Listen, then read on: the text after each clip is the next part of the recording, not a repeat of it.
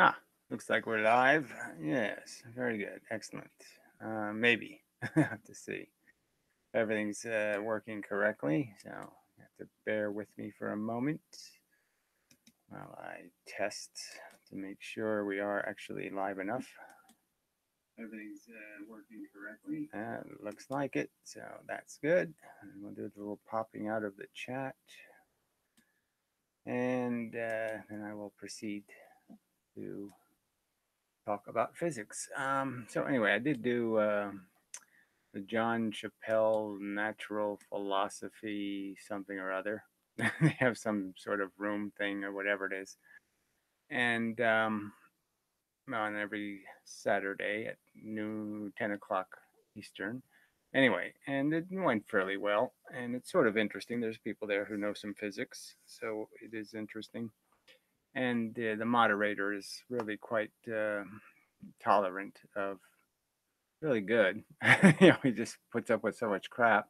But anyway, so it seems like a viable thing to do every week, hopefully. And so that video should be up sometime or other. He doesn't post them very reliably on the YouTube channel, but I'll post a link. So yeah, I think I'll post a link here. Yeah, so you'll sometimes they're 2 weeks late being posted. Sometimes they're posted a few days.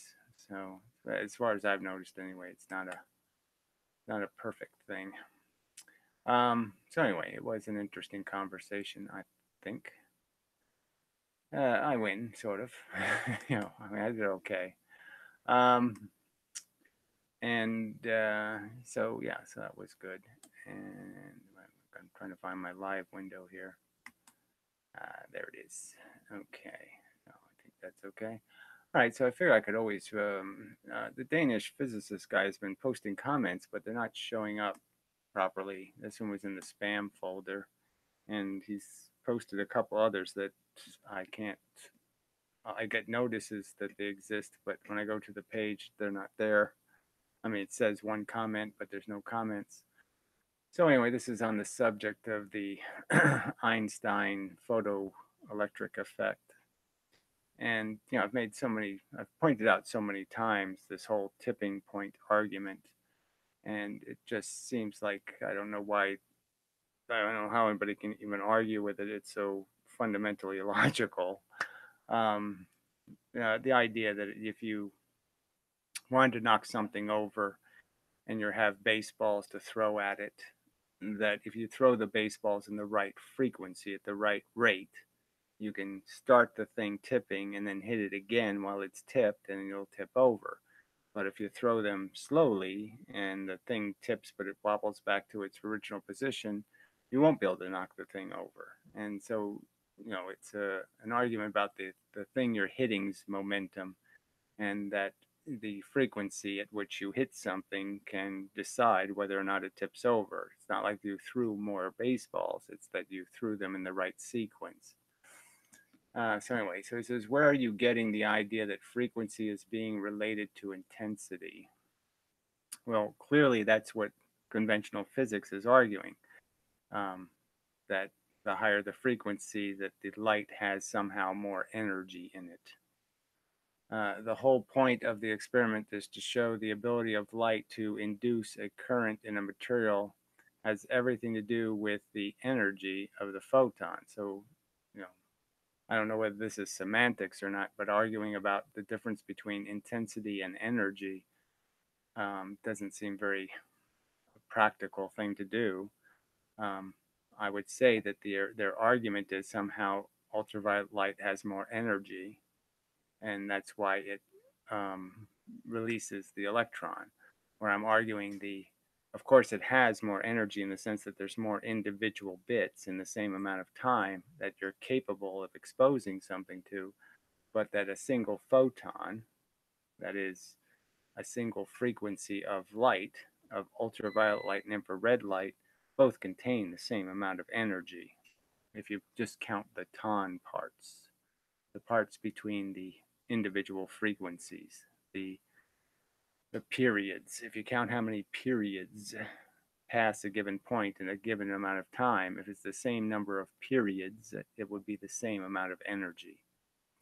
And that the only thing that makes the one stronger than the other is the fact that the frequency matters when you're tipping something, and nothing to do with intensity. So again, this idea that energy and intensity aren't somehow intimately related is a little hard for me to understand, how you can use these words so freely as if they're fundamentally different words.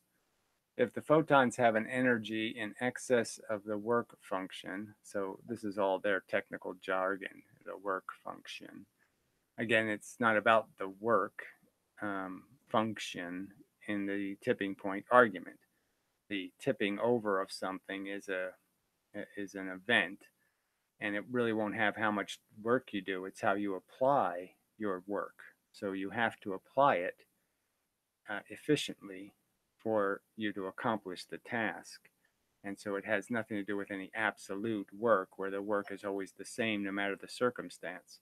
Clearly, the circumstance of how often you fire bullets will change how the material reacts to having being hit by bullets. And that's a fact. Of the material's electrons, then increasing the intensity will increase the PD, the PD, because you will have more successful collisions.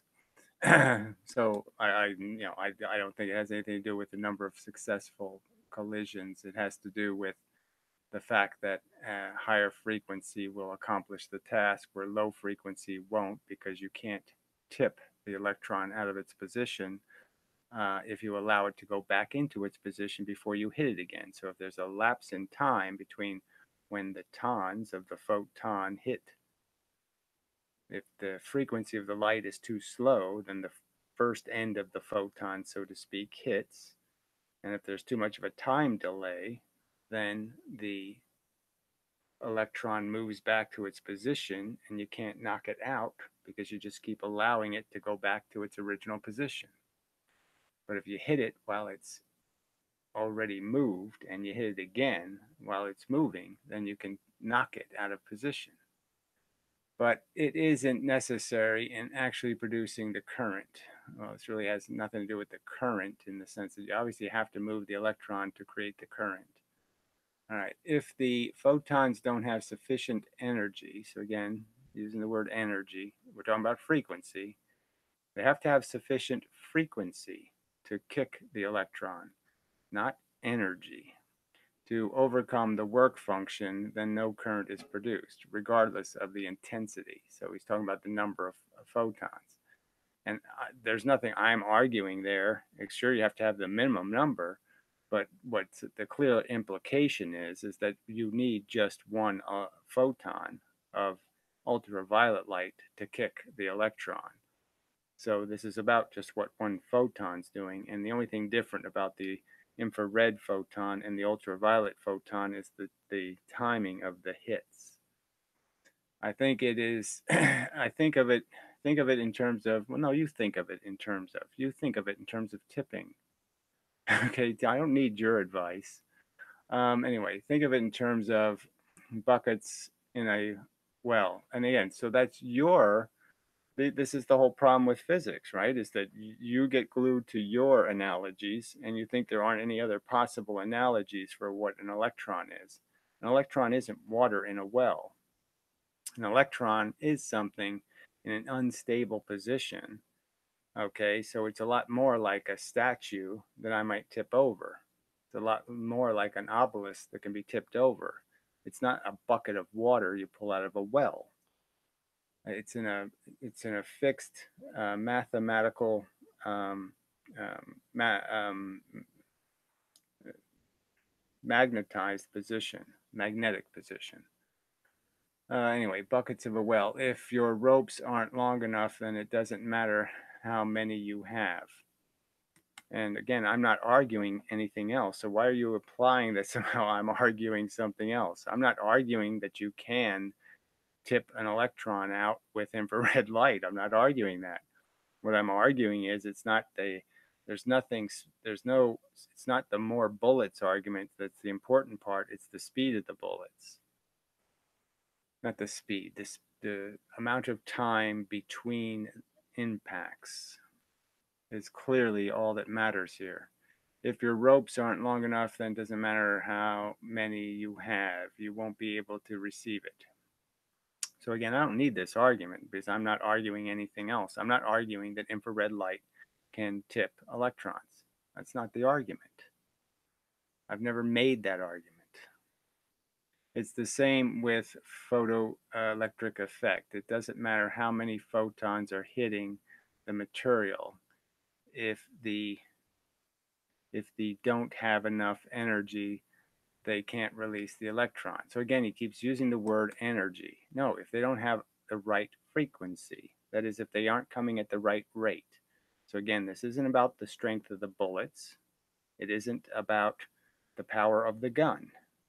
It's merely about how often the trigger is pulled. All right, so not the number of bullets that matter, it's not the size of the bullets that matter, it's how often they're hit that matters. The reason why silicone doesn't require ultraviolet light to induce a current is due to the lower work function. So here again with this nonsense. Yes, it's knocking an electron that's in a weaker position, quite obviously.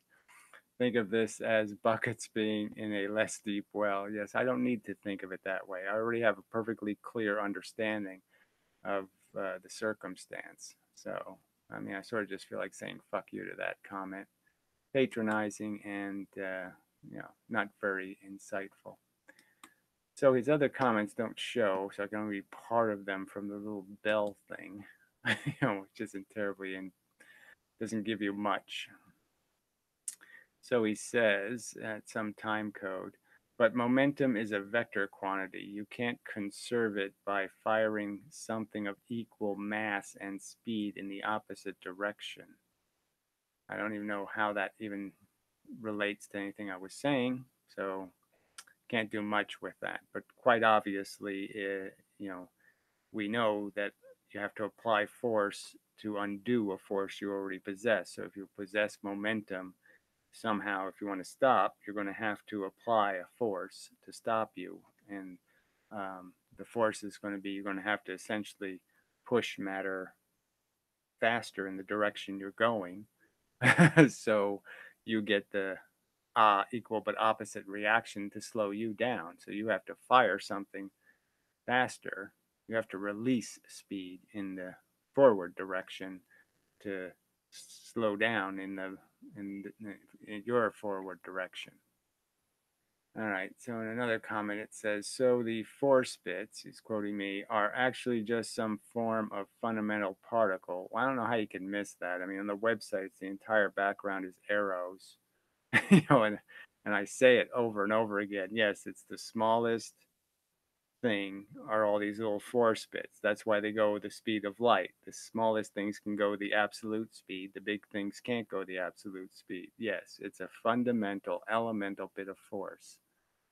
Anyway, okay, fundamental particle which interact with the protons and electrons in accordance with Newtonian mechanics. Well, again, whether you want to call it Newtonian, I've already pointed out how Newton was a little bit wrong to think the force is something you combine when it's not really.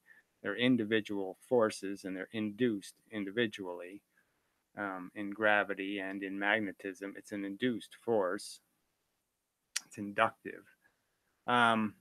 So I don't know why you always, this is just the dig. They always want to say you're using archaic science. You're using archaic science.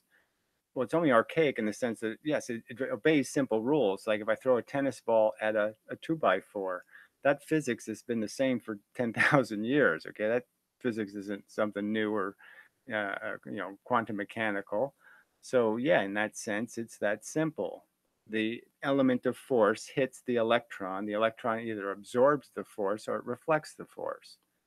But those are its two choices, and deflects the force, of course, is the third choice. So, fuck you. Yes, that's what I believe. I believe it's conserved, just as Newton believed force was conserved. Shit. If so, then the photon electron that is deflected, well, I can't read whatever the rest was. So I don't know why your comments aren't showing up. Maybe you need to email me. I don't know what maybe you're doing something wrong in the way you're posting them. I just don't know why they're not showing up on the pages or in my comments. So I don't know why that is. So not much I can do about it. Can't read your full comments the way they are posted.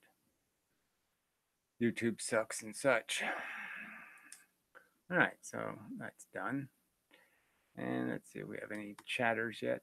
Not many. Gary, you are very interesting to listen to. Where did you learn physics? Well, like everybody else, as a kid, I went to school. You learned some of it there. And, my family had encyclopedias. And I did look up physics words now and then. um, and well, the thing was too, I sort of got into it because I got into electronics. My mother got me one of these 50-in-1 Radio Shack kits when I was a kid, and transistors make radios. It had a photoresistor on it, so you could make a little, a transmitter that would make a squealy sound based on how much light it was exposed to it. So once you get into electronics, you just start to fall into physics a little bit. And so I had a I always had an interest in physics, in that sense. I worked at a machine shop for a while, and did circuit boards and machined metals, and so you learn a lot of physics doing that. And then I worked as a mechanic, and you do some physics doing that. So, um, and then I didn't do much in the middle years, from whatever 25 to 45. And then, whatever it was, 7 or 8 years ago, I started getting interested in physics, just because I didn't know they had this wacky two slit theory about photons splitting in half and all that nonsense. And so I just thought it was so silly that there's got to be a better answer. That's just nonsense. So I went investigating and ended up watching physics lectures online, and whatever I could on these subjects, and I've just acquired some knowledge, some specific knowledge, and some general knowledge, um, and so, yeah, that's how it happened.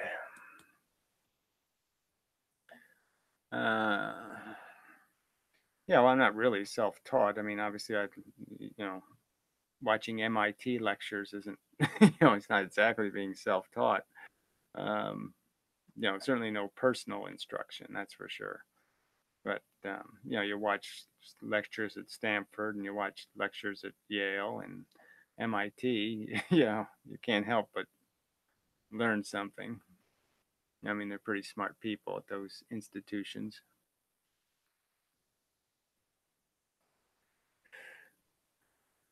And such. But yeah, frankly, you probably do learn more by watching the do-it-yourself video guys who are doing some kind of wacky thing, and you pick up a little insight here and there. Because they blow something up or they melt it or something, and say, oh, that's what really happens. Yeah, that controlled experiment is just kind of bullshit. This is what really happens when you do it. So those things are kind of valuable also. And then you do your own experiments, of course, where you can, and that's always, the hands-on stuff is always kind of insightful. I mean, the simple thing I didn't realize was that a plain piece of glass is an excellent beam splitter. And all this talk about beam splitters having to be some kind of device that has to be specially made seems like all a pile of crap, because they're not really just beam splitters, then they're beam manipulators. Because if you want to do it clean and efficient, you just use a plain piece of glass at a 45-degree angle, and you've got your beam splitter. So all the other talk about beam splitters being special, you got to wonder where all that came from, because it just ain't true. You just don't need anything special to split light into two beams.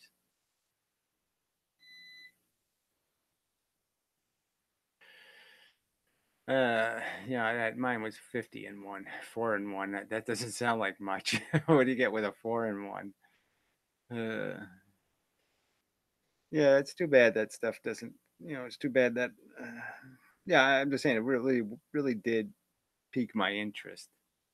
And I actually bought a couple of really cheesy little crappy books at Radio Shack. I mean, they were just pamphlets, they were so thin, but they were on transistors and integrated circuits. And it just sort of explained how they dope the silicone.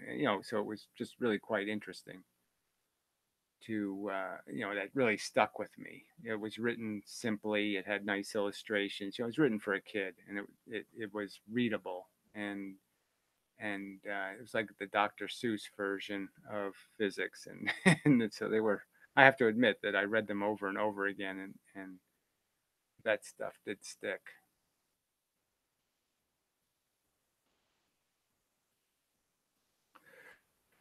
You have to turn it into human language. That's another. It's like doctors, they talk their Latin crap or some other kind of bullshit, and it's like, why don't you just talk English? And physicists do the same thing. They have all this complex language for, they call everything the Dupin-Dyer effect or the Flunken-Dicey effect, and it has nothing. They're naming it after a person. They're not describing what the effect is, and it's like, well, that's not very helpful. And so, you know the photoelectric effect, at least it's not called, the Einstein effect, so at least they do call it the photoelectric effect.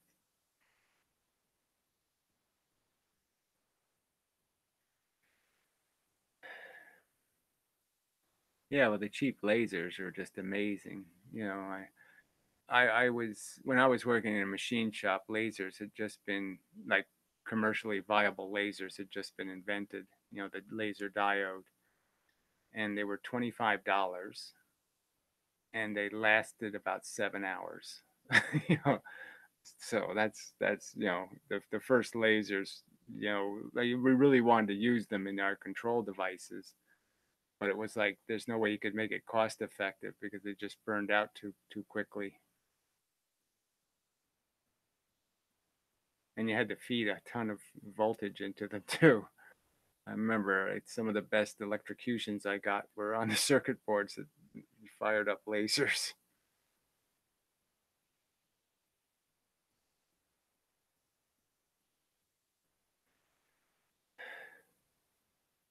I remember by high school, I think I got like a 101 kit, and that had a couple of integrated circuits on it, so that was kind of you could do a little fancier stuff, so that was kind of nice.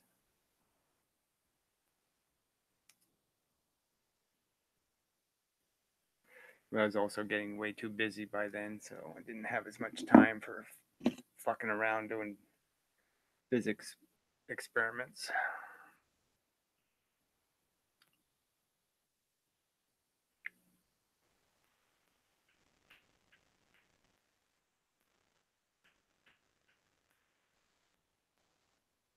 Oh, we'll see if there's any other lumpy comments here in the comment section. I have to say, I watched Ken Wheeler for photography information. That's how I discovered you. And I like to hear both sides without prejudice. And you won me over on the science stuff. Yeah, well, Ken is just being. I mean, he doesn't talk about cameras the way he talks about physics. That's the first thing you should understand, right? He doesn't use all this bizarre jargon when he's talking cameras. And all of a sudden, when he gets on the subject of physics, everything is simplex and, you know, and, well, all the words. I'm not blaming him for using hyperboloid and troiloid, but I mean, everything is, veiled in just jargon. I've never heard your rap on flat Earth. Well, don't ask me. I mean, you're insulting anybody. Anybody you ask who has any intelligence, you ask them, "What's your rap on flat Earth?" I mean, it's too fucking stupid. So it's like asking me, what do you think of the Three Bears story? You think Goldilocks really could have lived and such? But what about that witch and the gingerbread thing? Could that happen? You don't think you're insulting somebody's intelligence by asking that question in any manner but in a joke manner?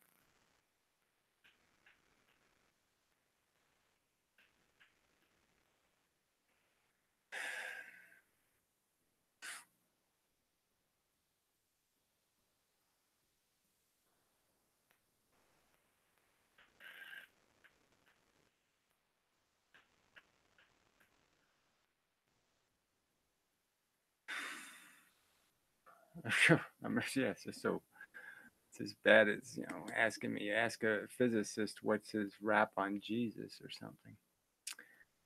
Let's see, Gary, have you,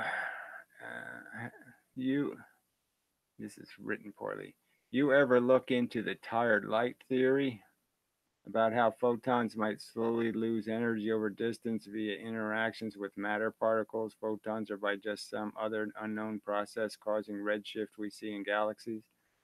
The catch is tired light theory, or light having to go through an obstacle course, would end up being blue shifted, not red shifted.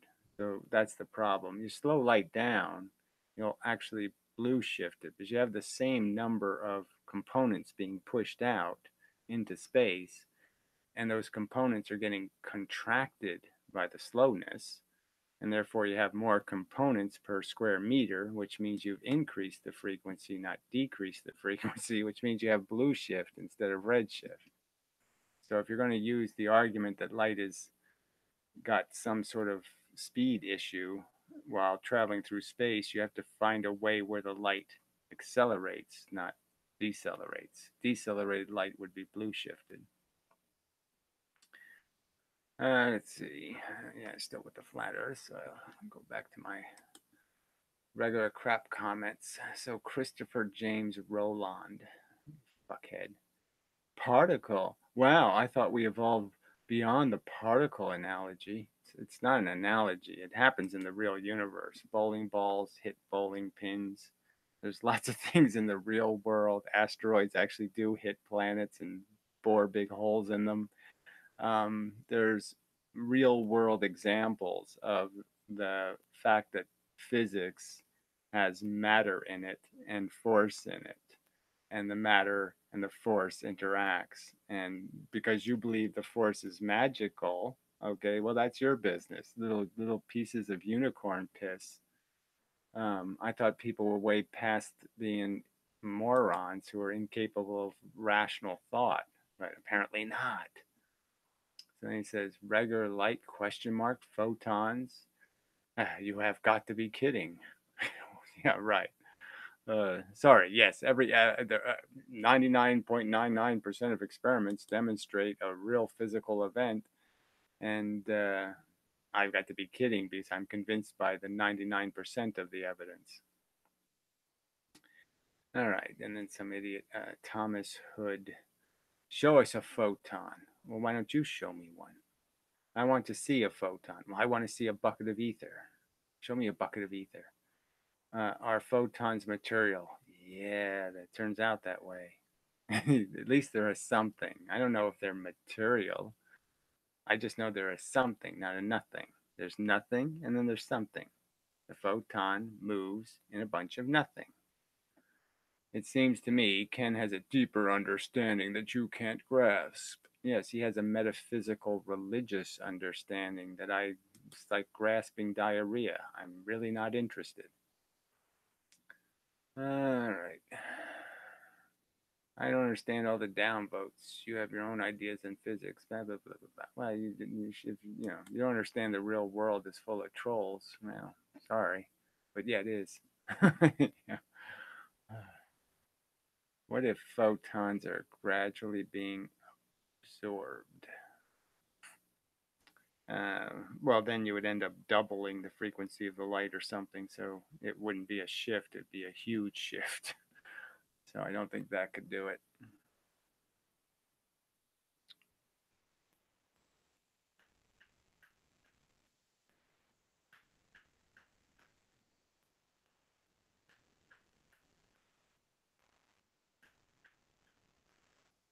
I mean, from my understanding, I'm just saying that clearly I'm arguing that photons are discrete bits separated by a distance, and the distance is the frequency of the light.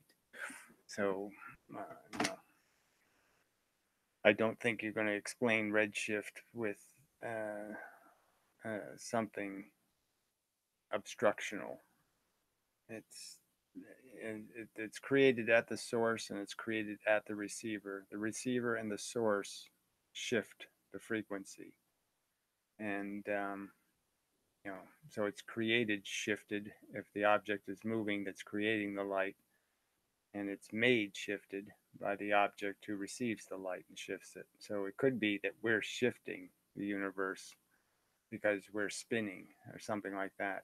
There could be some other explanation, but I don't think you're going to be able to make an explanation that has something to do with the space between us and the object. I hate all this trolling on YouTube. There should be a place that's discussion on insulting. Yeah, well, there's going to be insulting everywhere. I'm not against free speech. I'm just saying they shouldn't be rewarded. There clearly should be a way to say, look, clearly we don't agree. I don't like you. You don't like me. You stay out of my business. I stay out of your business. There clearly should be a way for people to say, you know, you do your thing, you do your free speech thing on your time. I won't heckle your show. You don't heckle my show. Something, agreements like that. And the fact that YouTube doesn't let me say to somebody, just fuck off, you psychotic kook, instead gives them all this power to create sock accounts and troll me is, just bullshit. They're stalkers. And YouTube should understand that stalkers are a bad thing. No, it does understand. I'm just saying it obviously makes money off of them, so it just wants them around because it makes money. It doesn't care about any ethical thing. Why it treated that woman so poorly that she had to go shoot them up. Is it possible to build an amazing invention that would prove to the world that Gary is right? Well, I'm working on a couple of experiments. Clearly, the whole movement thing and light is an important. They've got interferometry all wrong. So if you can actually do it the right way, it could probably demonstrate that we do have absolute velocity. So I think light can be used to prove absolute velocity. And I mean, I've clearly got some of these experiments on the ropes. The two slit experiment, I've diagnosed big flaws in their mathematics. And the interferometer, I've pointed out how the beam splitter is a fraud. It's completely misnamed. It's the beam manipulator, the beam distorter, not a beam splitter. And so I believe I should be able to get close to disproving one of these fundamental experiments. And once I can do that, people should be obliged to listen, and they should be obliged to deal with the arguments I'm making, not the fantasies in their head. All right, the force bits, do they cluster? No, they don't. In similar types, or are they repel? It's explained on the web page, and it's explained in hundreds of my videos. Watch the overview videos or the start here videos. The force bits are depending, they're polarized. So there's electron force and proton force. When electron force hits electrons, it bounces off and it makes the electron move forward. When a proton force hits a proton, it does the same thing. It bounces off and it moves the proton forward. If an electron force hits a proton, then it leaves perpendicularly and there's no motion. And that's the circumstance fundamentally. So force between the two protons and electrons, no force can ever get trapped between them because there can never be any reflections back and forth. And the reason why protons don't like protons and electrons don't like electrons is because any force between them as they move closer gets more and more intense, in the sense that there's more rapid interactions. The frequency increases, which essentially means the energy increases. The force bits, do they cluster? Okay, did that. Speaking of money, I don't know where we were speaking of money, but anyway, I would like to send you something for your time. Can you do Super Chat or PayPal? Well, there's a PayPal link on my website. So if you go to draftphysics.com, it's draft physics, not draft science. There's a PayPal link. Or if you go to donotgod.com, there's a PayPal link.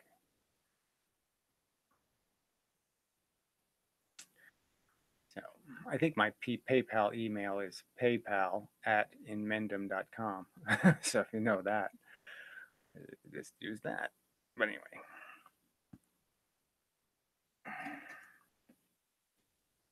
appreciate it.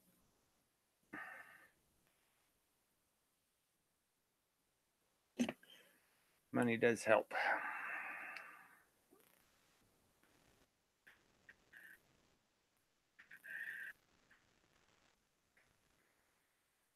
Although I'm really bad at spending it. But I did buy, I did spend some money on lasers. So I do have a few lasers. And, $4 lasers. But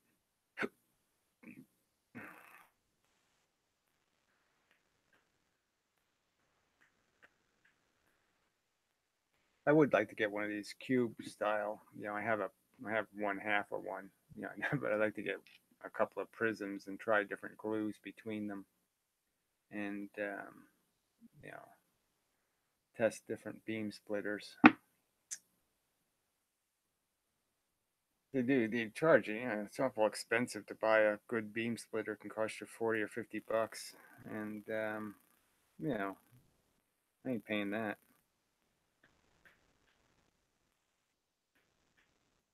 Especially when a plain piece of glass does the same thing. Obviously, it doesn't do the same thing, but the plain piece of glass does it right, where the beam splitter does it wrong.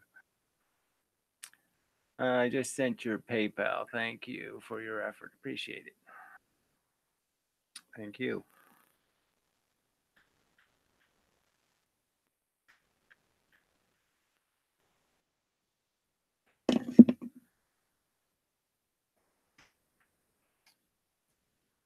I always try to buy used, used everything. Anyway, so what other subject did I want to touch on? I don't think I have one. But just the overview thing. You talk to these other people, these other dissidents, and it is sort of interesting because their theories are always kind of niche. I mean, they're either relativity people or they're, you know, uh, perpetual motion kind of people or perpetual energy people, Tesla kind of stuff. And they really don't do the unification thing. There's not too many people doing the unification kind of redoing of physics. And to do it, you really do have to fundamentally, you know, I mean, it's a bold step because you basically have to say that all the new scientists are, way out on a wacky limb, and that, Einstein was wrong. And, that's, uh, it is hard to take that seriously, but I mean, it's the truth. And I didn't realize I was going to get into that, when I started with just this idea of particle gravity. And I started with that because I thought of the photons in the two slit experiment and I thought about what photons were. And I said, well, they're just these little tiny bits of energy. And why can't gravity be made of the same stuff and you just can't see it? Like most of the photons we don't see, most of it's in ranges where we don't even know it exists. And it really do need to just redo the whole thing because they've done it wrong. I mean, it is and that's when I fell on the whole charge thing, and it just falls into place, and it's so obvious to me now, and it's so hard to almost argue it just because it's just so obvious. I mean, this is such a better answer. Um, it fits so much better, and it fits everything better. So, but the other thing I did look up was some of the neutrino experiments, and because people just keep talking like they're a real thing. And they can't tell a neutrino from a cosmic ray. They really can't. They're just going based on, again, it's all these byproduct things, right? So we're supposed to believe that the tiniest particle in the universe, a thing that's 1 million times smaller than electrons, hits a proton in a nucleus, and somehow by hitting that proton, an electron shoots out of the atom at a speed greater than light speed in the medium. So whatever the atom is made out of. So if it's a water molecule, it's 40% slow. Glass is 40%. So it travels much faster than 40% the speed of light. So the electron goes really fast. It leaves the atom really fast. And so somehow this makes sense to them that they actually think something a million times smaller than an electron, a million times less massive, hits a proton, and an electron somehow gets so much momentum that it travels really fast. Let's just say half the speed of light, which is still fast. It's just like, come on. And the exact same thing happens though if a cosmic ray hits a proton. So the effect is essentially the same as when cosmic rays hit nucleuses, atomic nucleuses. And yet they say, no, it can't possibly be that. It's got to be a neutrino. And you're like, what do you mean it can't possibly be that you did something? You're miscalculating somewhere that can't possibly be true. No, I think it's possible. Well, anyway, it just doesn't. I couldn't make any sense out of it. How this is consistent with conservation of momentum, and the only way they can do this, I suppose, is because they really do think electrons are spinning around atoms and all this crap. So, but it just sounds like such horseshit. Let's see. I'm wondering how blue shifted photons can become, i.e., units can only occupy so much space. Oh, you didn't write that very well. I'm wondering how blue shifted photons can become. It's not about occupying space, it's about how they're emitted. So if I'm moving, I've used the car analogy before, but I mean, if you're dumping paint out of the back of your trunk on your car, the faster the car moves, the longer the frequency between the paint drops. So that's redshifting. And if you're you have to do the blue shift, you have to imagine that you're dropping something that moves when you drop it. So it's a thing that's moving ahead of you. But you could sort of understand that if I'm rolling baseballs at 90 miles an hour forward of a car, and the car is traveling at 30 miles an hour, that I'll shorten the distance between the 90-mile-an-hour baseballs by moving forward. They'll they'll appear to be closer together than when I threw them because the car is eating distance, which is the same as eating time. So, I hope that answers your question. I don't know. They like to stop thinking and use icons, not facts, like Hawkins. Hawkins. Yeah, well, I don't know if Hawkins was just guilty of that. Hawkins was just, it was all the obscure mathematics, but he was dumb about a lot of things. I mean, freaking thinks aliens would come all the way across the universe to eat us. They couldn't figure out we were sensitive, intelligent organisms. I mean, it's just kind of silly not to recognize that, oh, we're we might not be great computers, but we're computers. And we're certainly somebody you could talk to. I mean, the aliens could show up and explain physics to us and have some expectation that we could understand. I mean, it's really not outside. We can play chess and stuff. I mean, we're not imbeciles. So it's just kind of silly, in my opinion, to say just because you have a little more knowledge, that means you couldn't even talk to these people or educate these people. I mean, we send missionaries to other countries that are, and we educate them. It's not a big deal. We don't just eat them. We don't go to some primitive tribe in Africa and say, "Oh, let's just eat them." Come on, just silly. So, I mean, Hawkins wasn't a very good thinker, in my opinion, but he believed in a few things that were just stupid. And he played little weird games with words that I don't like. Kind of the Einstein thing where you start using God metaphors and stuff, and that's always dangerous.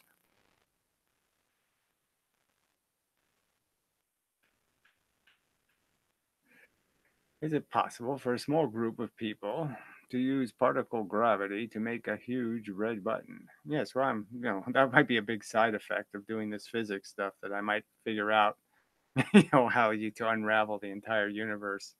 You just hit proton 47 in this atom. And if I hit it exactly, get it go 50 miles an hour in that direction, it'll cause a chain reaction that'll unravel the entire universe. So, you might figure out something like that. So that would be cool.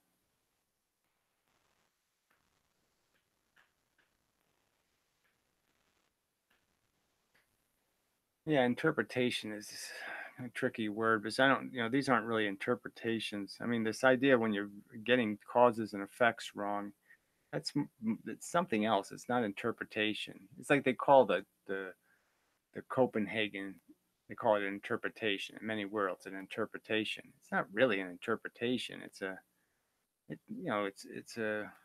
a bad theory needs another word. A completely made up bullshit. You have to call it something other than an interpretation. It's a, it's got so much speculation in it. An ungrounded speculation.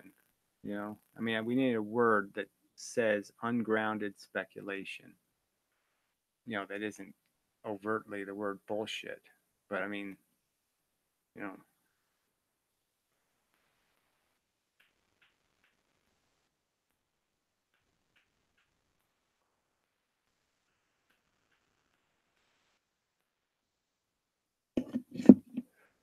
and such.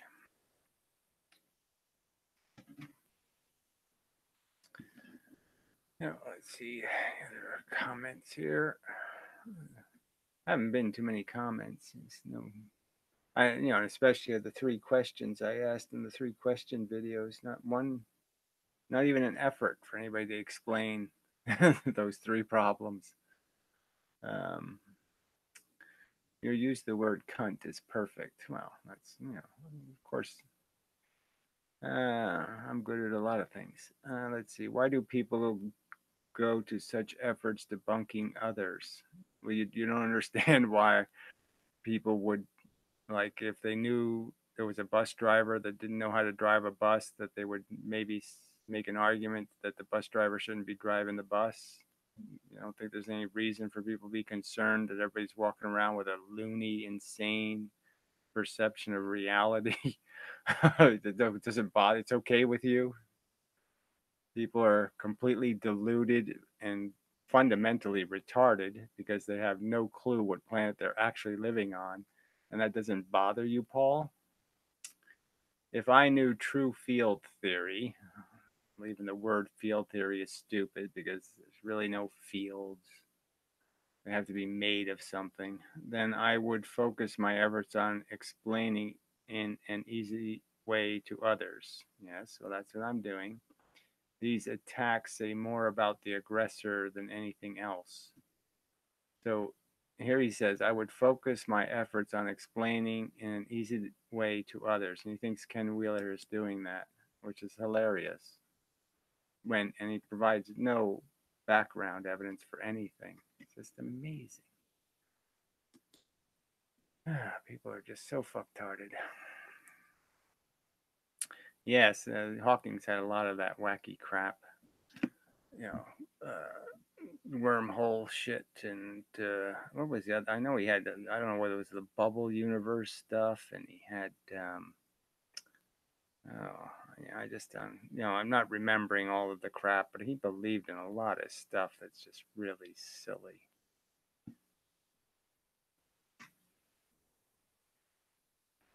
Because it's mathematical.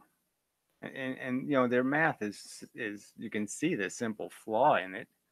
The fact is it's an unsustainable curve line. It's like deficit spending could grow unsustainably forever. Well, the fact that it could doesn't mean it will. Doesn't mean that we know the building will fall over. It's like the idea that you have the blueprint for making buildings, and it says, well, you just put one floor on top of the other floor on top of the other floor, and as long as your steel is strong enough, you can just keep putting floors up. And nobody tells you, though, that there's a thing called wind, and the building won't, you can't go over 100 stories, or there's too much leverage and the whole thing will blow over. So, you could think you could go forever, but now you really can't, because the planet's spinning and there's wind and there's atmosphere and there's lots of other reasons why you can't go there. And it's like their theory doesn't have a catch. So when Einstein created this stupid bent space nonsense, he never allowed the line to go to zero or to go to 100. There's no zero and there's no 100. And so you can't, so he can create this endless well because the math won't allow you to go to the speed of light, so to speak. It won't let you finish the equation because the equation has built into it a stop where you multiply by zero if you try to go to the top. So you can never do the top of the pyramid because the math says if you do the top of the pyramid, you multiply by zero and the equation is done. It's over, it blows up. And so because of that, they just keep building pyramid, they just and it's just stupid.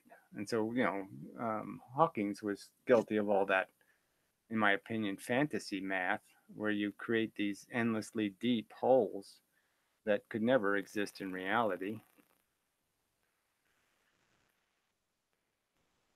If I had the money, I would send you to CERN and you could debate the top physicists working there. Well, I shouldn't have to actually go there to debate them, right? So I'd argue that the you know what you'd have to use the money to do is you'd have to use the money to bribe them to talk to somebody who's going to point out how they're wrong because they're chickens.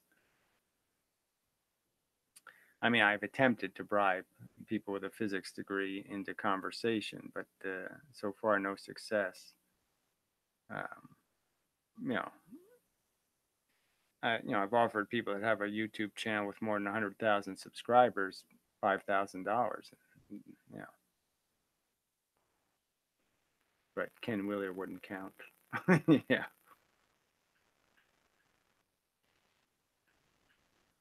he doesn't have a physics degree. Certainly. Um, Inman uses his theory to make a gravitational powered flashlight. Yeah, whatever. How do the there's no entangled particles, do the spooky action at a distance? Well, they don't. The experiments that demonstrate any spooky action at a distance are really bad experiments. So I don't know what to tell you. They have no hard evidence that they've ever seen an entangled function ever. So I don't know what Superior Mind was saying. God theory, LOL, magnetic force. I don't know what that means. Do you know what traps are really? If you don't want to type something rational, it's okay, but I'm going to just block you if you're just going to be this incoherent. So, first, you're saying Inmenem uses his theory. So, if you're going to make an accusation about what I use my theory for, you better be accurate, not inaccurate. I've never made a gravitational powered flashlight, whatever that's some kind of joke. And then you ask an idiotic question, do you know what traps are really? I know what four right turns means, and I know the fact is that atoms collect energy. That's what batteries do, retard. Now, do you understand how they trap energy? Do you understand how? I don't think you do. I think I do. So fuck you, Bill. So shape up or fuck off.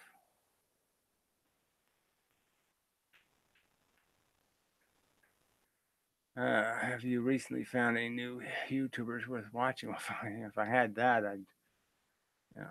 I wouldn't be making these live rooms. Maybe I'd be talking to them, or maybe I'd be watching those videos. Like I said, I did go to this John Chappelle natural philosophy thing he does every Saturday, and it really wasn't that bad. They're tinfoil hat people, but they're within reason, and and so it was. I think it's going to be worthwhile doing it whenever I can on the Saturdays at 10 o'clock. So I don't know when they'll post the video though. So, but I did do it Saturday, and for 2 hours. And I think those kind of conversations are necessary, but I think the one-on-one conversations are 2 or 3 people. As soon as you get too many people in a conversation, it goes to hell, and that happens in this Chappelle room. And this couple of the tinfoil hatters don't like anybody else having a conversation that doesn't include them, and they, they're pretty rude about, forcing a change in the subject if it's the subject isn't them. No kids, same question. What the fuck does that even mean? Uh, let's see. Have you recently found no? No kids, same question. Oh well, I don't know what that means. What do you think the next scientific breakthrough will be? Me. Uh, yeah. Inventivity.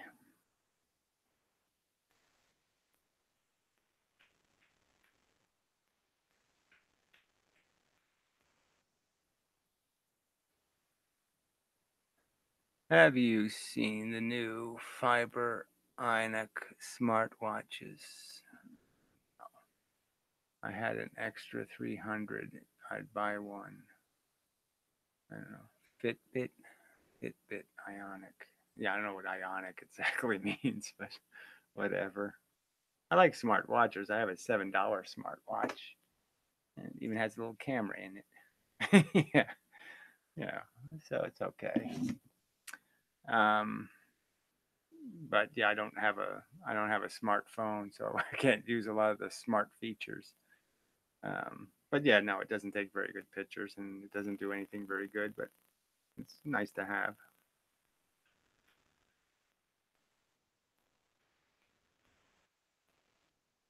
I'm not a Twitter kind of person or all that stuff, so I really don't need I don't need I don't like notifications even.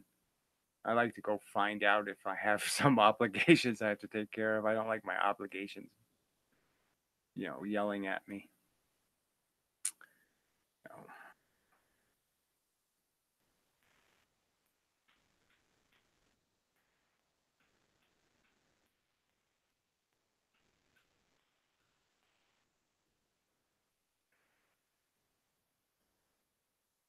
So, let's see. I'm curious how many people are in this room.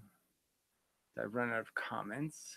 I guess I could read comments on other people's videos, but that's kind of a maybe that's a chore for a future room. Um, Might be interesting. See if I saved any to my pile of crap heads. No, that looks like it. So yeah, I don't know why the Danish physics guys comments aren't showing up, but they aren't.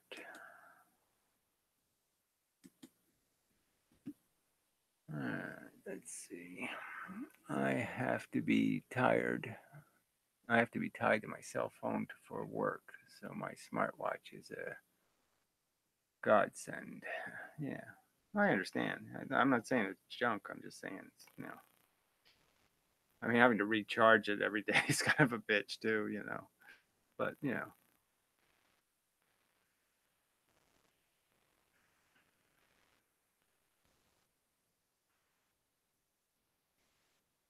I wish mine did your pulse and stuff. That would be kind of useful. Did my blood pressure and pulse. Those would be good things to have. But mine doesn't do that.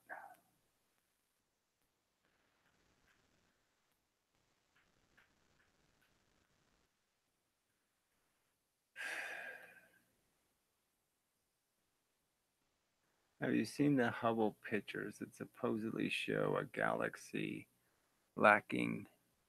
I don't even know what that means, but dark matter. It's just a silly concept. Lacking dark matter? You mean like all the other galaxies that lack it? Because it doesn't fucking exist? Yeah, well, they have Hubble images of things. Like I said, they have images of lensing in places lensing can't happen. It's all garbage. So, yes, there's things in the universe. There's a lot of stuff in space, and some of it looks funny. And that's just there's potato. I have a bag of potato chips. Somebody gave me. It's only 7 ounces, but it's potato chips, and I'm sure there's a potato chip in there that looks funny. I'm sure. I could say it's a potato chip that lacks dark matter, but it's probably not right. That's probably a silly theory.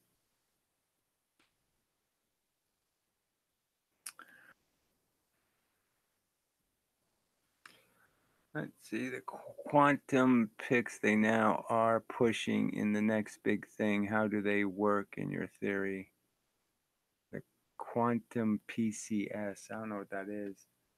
But frankly, all this quantum computer crap, all this crap, they haven't done shit. And they're never going to do shit because their theory is shit. So, yeah, it's just a big pile of hype.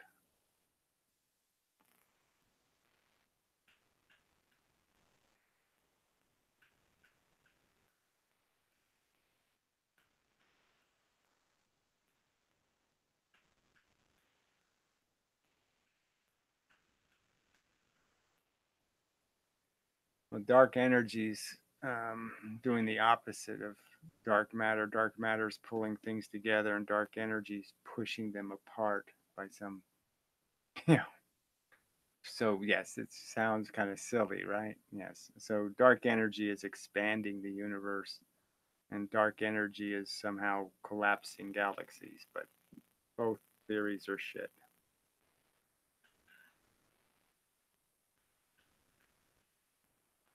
Both are based on nothing in terms of hard evidence.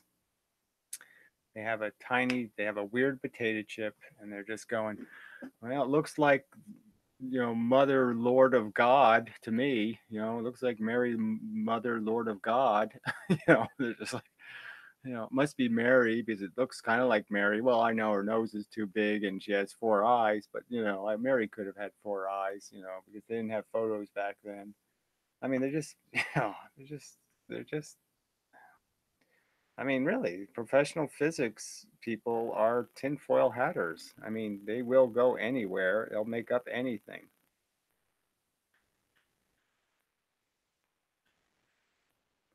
I mean, the whole way Einstein sold this stupid bent space to people when in 3 dimensions, bent space doesn't even work. You can't you can't imagine 3 dimensional bent space. How do I do 3 dimensional bent space? I mean, it's impossible. You can't do well, I bent it this way. Oh, I can't bend it that way because it went into the other dimension. You can't do 3 dimensional bent space. It's silly. So it ends up being contracting space. And so they don't even call it the right name because it's not bent space, it's contraction space.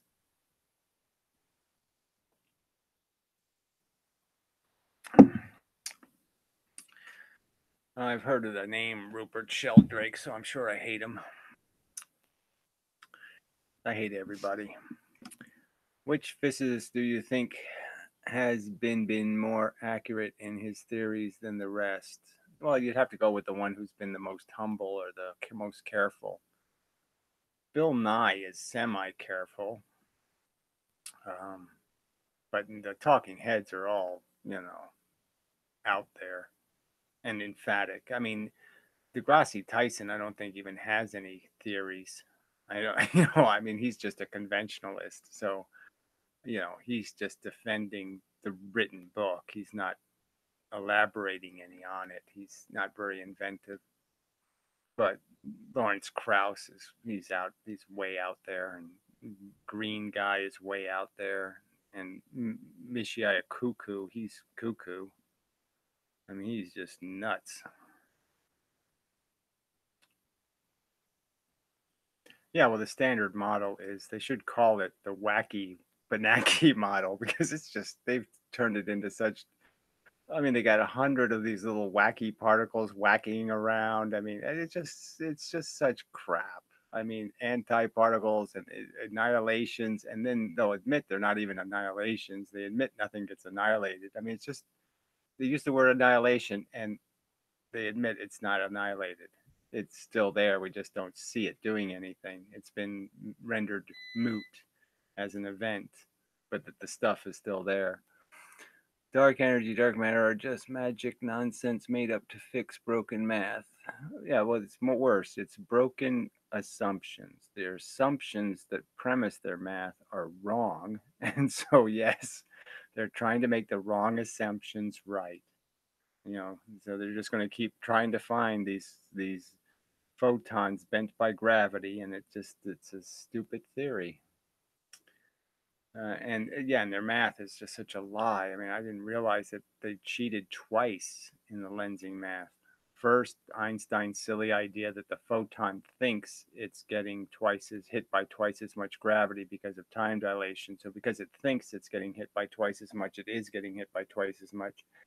And then they did that stinking trick in the math where they don't apply the inverse square law. Like all of a sudden, electrons inverse square law applies. Photon, it doesn't apply. Why?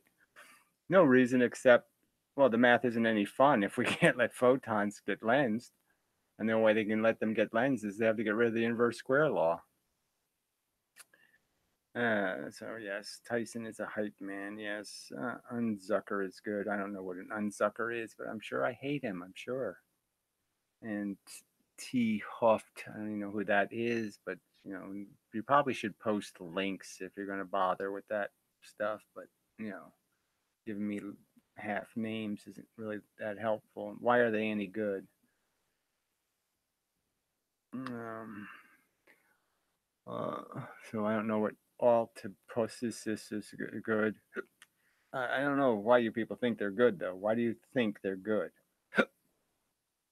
I haven't found any of these people. I don't see them making any great videos on YouTube. So why are they good?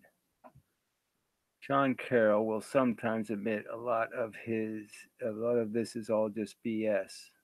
He only does that when he's trying to insult the rest of the physicists. you know. So yeah, but he will bring up something like, well, it is kind of silly that we don't have one common measurement for energy. And then, oh yeah, well, it is kind of silly that um, 1/3 of the physics think Copenhagen is right, and 1/3 thinks many world is right, and 1/3 thinks the other wacky whatever the third choice is right. And he will admit, well, that doesn't make us look very credible, since the theories have absolutely nothing in common. Your philosophy videos helped me convince my family to give comfort care to my girlfriend's mom after she didn't wake up from a stroke and was on a ventilator for 32 days. Well, that's excellent. I'm glad I can once in a while help save somebody being tortured for no good reason. Check out Alexander Unzicker. Oh, please. Unzicker. That's the silly fucking what's his safe? The Hilster guy is always bringing up that guy. And the Higgs fake, Einstein lost key. I have a little confidence in it. When people who don't have a whole lot of credibility say something is good, then I'm not too sure it gets any good.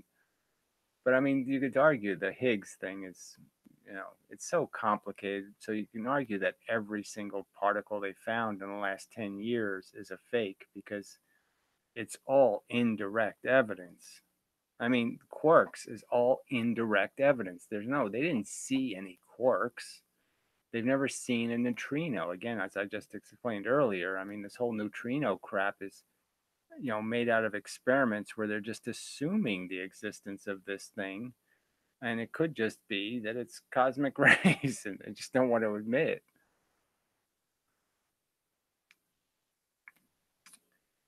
LOL. They all think it's a simulation in simulation now. Yeah. Well, I mean, the part that's irritating about the neutrino is they needed it to exist for some other reason. I don't know what the reason was, but somebody had come up with some kind of bullshit math that said there has to be neutrinos. It's like the famous other guy who did that with something else. What the hell's that other famous guy?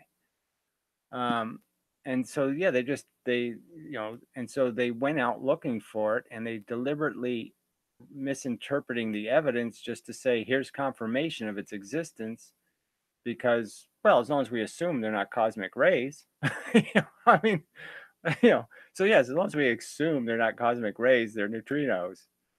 You know, it's that, in my opinion, it's almost that bad. It's really is close to being that bad. They just wanted it to exist to confirm because they needed it to exist. And so I imagine when they really do have, when somebody announces in the New York Times, we found dark matter, I'm sure the evidence is going to absolutely suck.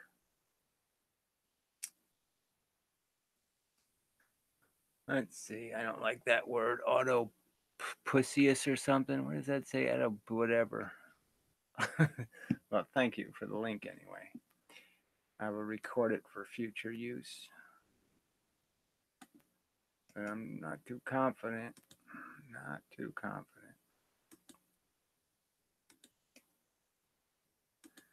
Put it in my save the link collection. Yay. Oh yeah, it's James. He can be a little unreliable sometimes. James is okay, but James sucks.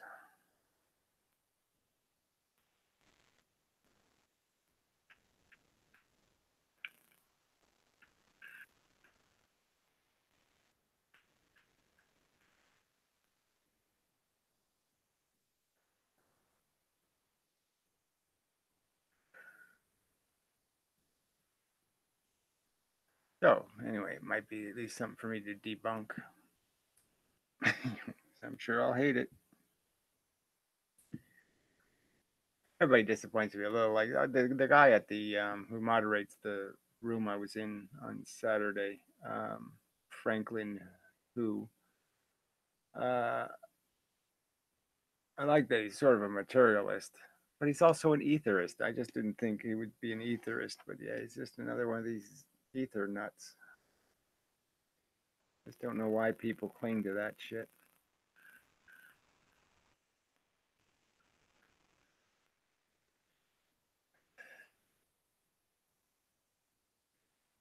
I mean, it seems so unintuitive to me. Like I said, it's like imagining bowling balls. Well, bowling ball isn't really rolling down the alley. It's really perpetrating through an ether.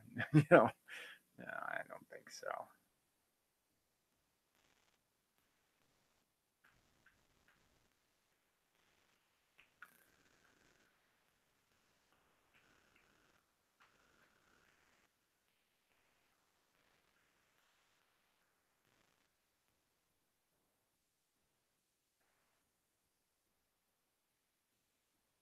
No, 26 viewers and not too many people talking.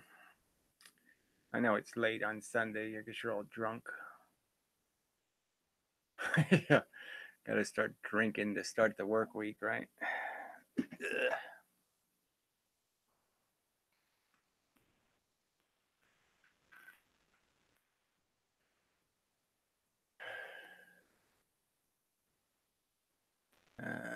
You making bra. I hate that bra shit.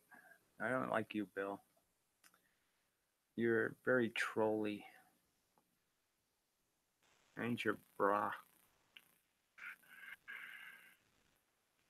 It just makes me want to call you a nigger or something. I just so he does that shit. I just want to respond with, fuck you, nigger. I mean, who do you think you throw these little crap terms, I just, you know, they're so overtly patronizing and dismissive. They're so disrespectful.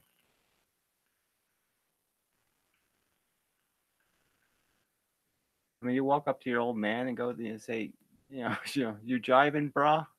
you know, this, what is that shit?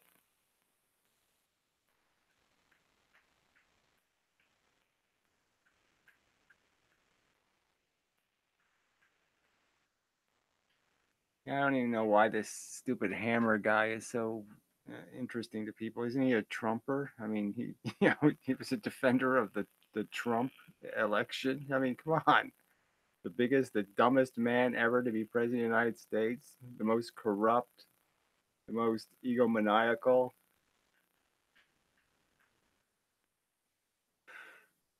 the fakest millionaire, you know, the most unaccomplished man in America, the man who probably has one of the men, he's probably on the top. Like if Forbes had a list of the men who have lost as much money, the most money, Trump would be on the list.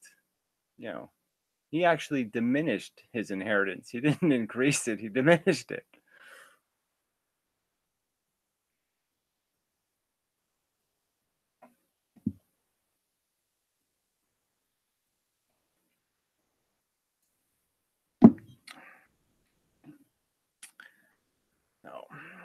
I think 60 Hammer, whatever he is, whatever. I think he's an idiot. Anybody would put 666 in their name is just being an asshole. That's just clickbait.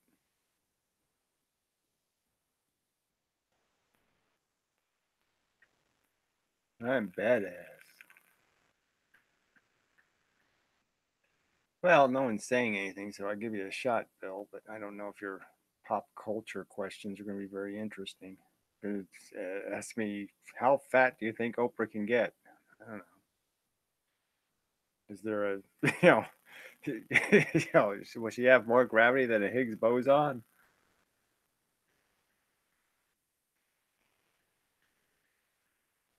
Guess you could turn it into a physics question.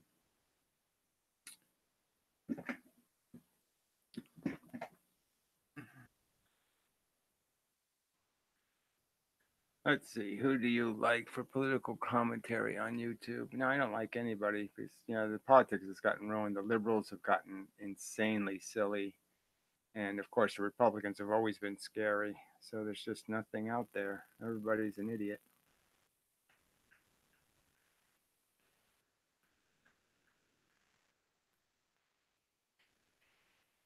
Let's see. 10 a.m. room with rational science. I don't know. I posted the link. I don't know what to tell you. It's the John Capel is the channel that it's on YouTube. I don't know if they call it rational. No, Rational Science is on Sunday at 12. Rational Science is the rope theory guy, Gady, Bill Gady, and his room isn't public. You have to sign up for his Patreon's only $1 a month. But yeah, he forces you to sign up. I'm not signing up to watch a video. So fuck that.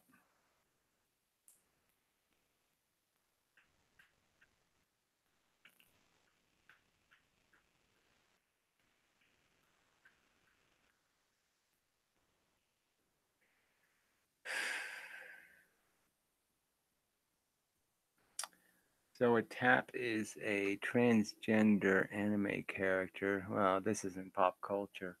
So when someone asks you if traps are gay, I don't know. It's a rhetorical question about gender perception. Well, I don't care. I don't do this whole modern. I'm a gapped human, so I don't really give a shit about the modern vernacular and the hip language and all that shit.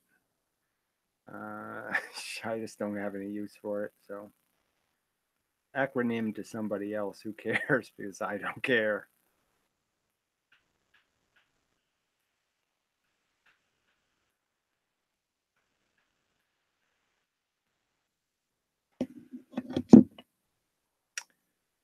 A device or enclosure designed to catch or retain animals, typically by allowing entry but not exit, or by catching hold of part of the body. Well, there's got to be more than one definition of a trap, but clearly a cul-de-sac would be a trap for a car. Yeah, it's a car trap.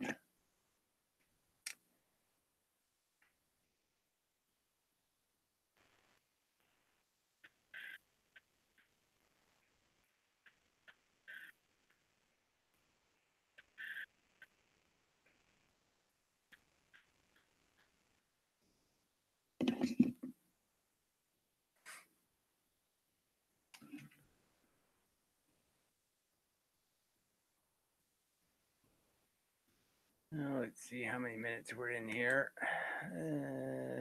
How come it doesn't say how many minutes I've been in here? Should say it someplace. Stinking, lousy, crappy software. Tell me that right there. It should say some amount of hours, blah, blah, blah. How come it doesn't say that? That is weird. It usually says it somewhere. I know I've seen it somewhere. It should say it there. Why isn't it there? Hmm, strange. Now we're on there. All right. I'll just pretend I don't know, because I don't. Maybe somebody else can see it somewhere. Where am I supposed to see it? I know I could see it before. How come I can't see it now? It's really fucked up. Hmm. Maybe the window has to be bigger. I don't know. like special information they hide somewhere. Let's see, make the window bigger. No, still no info. That is really fucked up. I know that I have been aware of how long I've been in these rooms before. Well, maybe not. Maybe I looked at the clock. Yeah. Yeah, maybe that's how I did it. Oh, I looked at the clock. Oh, okay. Yeah, I'm pretty clever sometimes. Um, Thank you for the info. Under name on this page. Under name on this page. Well, not on my page, though. Left hand side of red line. Yeah, it's not there. But anyway, okay. It's not on what I'm looking at, so that's all. Here's a link to a pretty hot, nerdy chick that just bought one of those F-Bit watches. She does reviews on tech gear sometimes if you ever want to check it out. I don't think I really need to, no. I'll grab the list, but pretty hot. I don't know. People promise things, and you get there and you say, "Man, it's not pretty hot." We'll see. But yes, I'm really not a sports watch kind of person. I mean, or whatever smartwatch kind of person. Just don't do much interacting with people, and I don't have a smartphone and all that crap.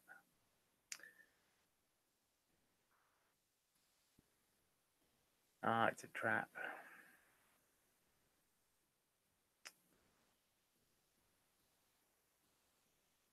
Cool.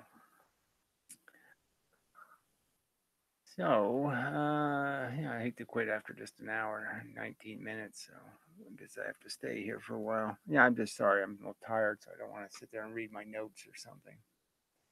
Let's see, what other subjects can I get to?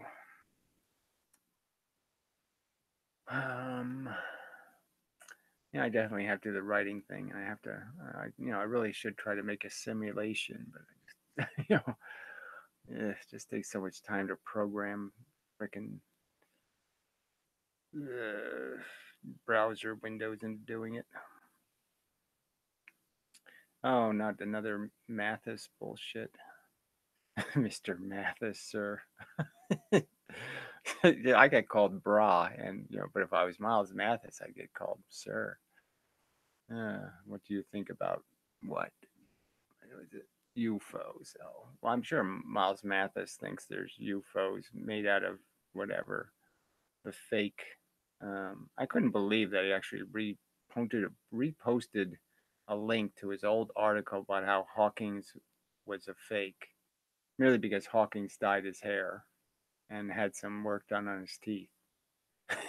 So he had a whole theory that he's a fake Hawking's, merely because his appearance changed over time.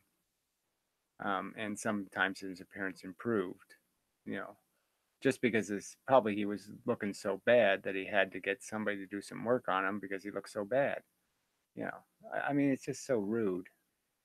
But I mean, what kind of asshole does that? What kind of asshole publishes physics articles and throws in a conspiracy theory that Hawking's died 15 years ago and was replaced by another guy who's crippled? I mean, it's just so fucking retarded. Oh, so, just so insane. But no, I'm not Miles Mathis. Miles Mathis is a coward who hides behind typewriters. He doesn't do anything live or real.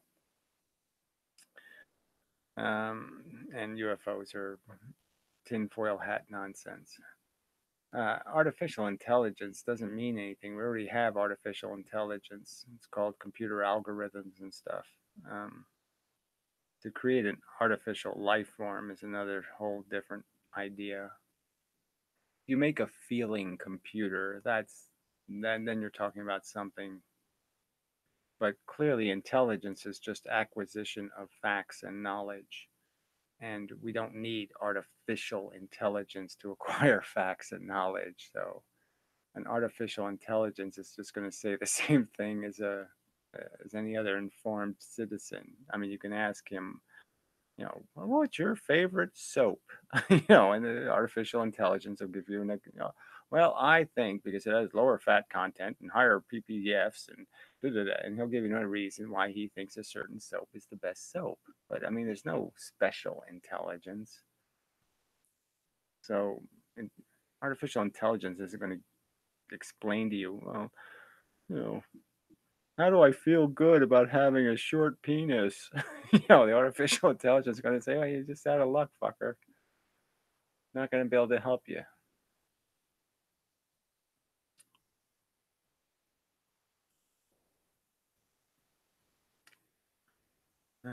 Fuzzy neural nets, evolutionary, etc. I don't know what he's doing there.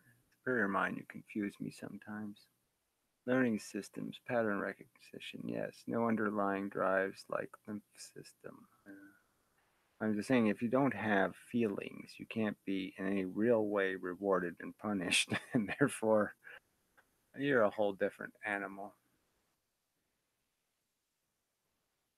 You're not invested. And how can, if you never felt pain, how could you possibly understand pain? Somebody walks up to you and says, oh, the pain was awful, it was horrible, it was terrible. It's something that never felt it is just going to go, hey, yeah, sure, sure, sure. Yeah, oh, yeah, it was awful. Yeah, I'm sure it was. Oh, yeah, yeah, yeah, really horrible. It's just going to say, what are you talking about? Oh, I felt the pain. Yeah, you're all special, aren't you? No, I mean, something that doesn't feel is just going to mock feelings. It's just going to say, what are you talking about? Come on, you're being silly. Is it possible for humans to make a feeling medicine, a machine? Oh, yeah. Well, no, not without torturing it, probably. So, yeah, I don't, you know, uh, our biology made it maybe, 500 million years ago. I mean, it's a real fundamental part of every organism that has a brain now. So feelings go way back. So it's a simple function, but it's obviously, um, deep in the function of the brain, deep in the core of the brain stem. It's where this thing happens, whatever the fuck it is. Oh, dude. I can't believe he used the word dude. Another piece of shit word. Uh, do you watch Westworld, dude? No, I don't waste my time with stories I've already heard. I'm surprised he skipped my question about Hadron Collider. Well, I didn't skip it on purpose. Where the hell was it? The King. Oh, we know who that is. Oh, your thoughts on LHC? Well, it's obviously been a huge failure. Okay, they found one stupid little thing, right? So they haven't found any of the stuff they were really after, which was string theory shit and all this other crap. So they haven't found shit.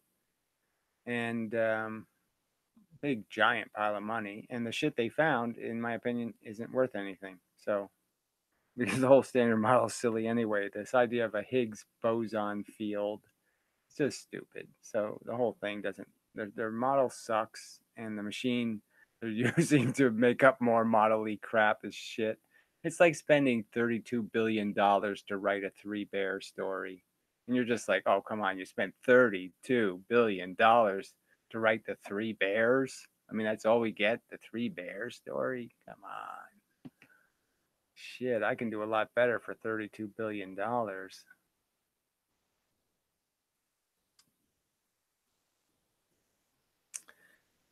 Let's see. Hypothetically, yes, but not a good idea. I don't know what that means. Yeah, yeah, okay. I guess what you're saying. It's hypothetically, yes. Theoretically, we could create a feeling thing, but you have to kind of understand that it wouldn't be able to speak or do all this other stuff. And so you could be torturing the fuck out of it and it wouldn't be able to tell you, you're torturing me, and it wouldn't be able to tell you. 3D printers are cheap now. Well, relative to what? But it's just to sell plastic. I see no recycling. Well, I don't think they're making all that much with them anyway, but it's another fatty thing. I mean, it's all it has a couple of really good purposes, for making replacement parts and closed systems, but until they can get the machine to be able to do it with harder substances besides plastic, it's got limited use. Let's see. I don't know what that is. You have to speak English here. Sorry, but it's one of the rules.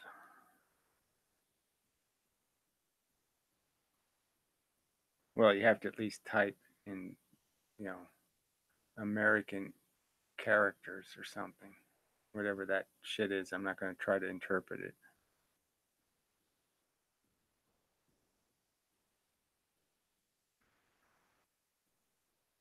No, I'm not.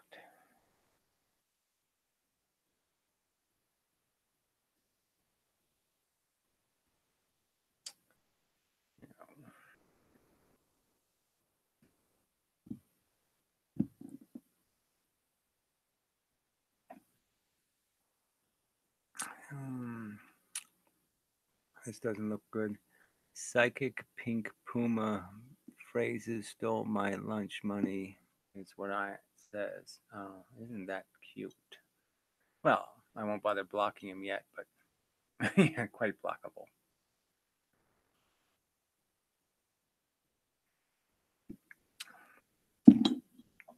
Well, you do wonder. I mean, you hear people are talking about artificial intelligence, and some people can't manage even cockroach intelligence. I mean, what kind of fucking brain wastes people time with shit like that? I mean, what they actually sit there and say, "I'm going to type silly bullshit because it makes me laugh," and but um, I don't know. Farting makes this guy laugh, right? He just doesn't recognize that he's totally disconnected from people who have a brain, and they don't really find it. Oh, that was so humorous. Thank you so much. No, that's not my reaction. My reaction is, you just wasted my time, you fucking cunt. My time is valuable.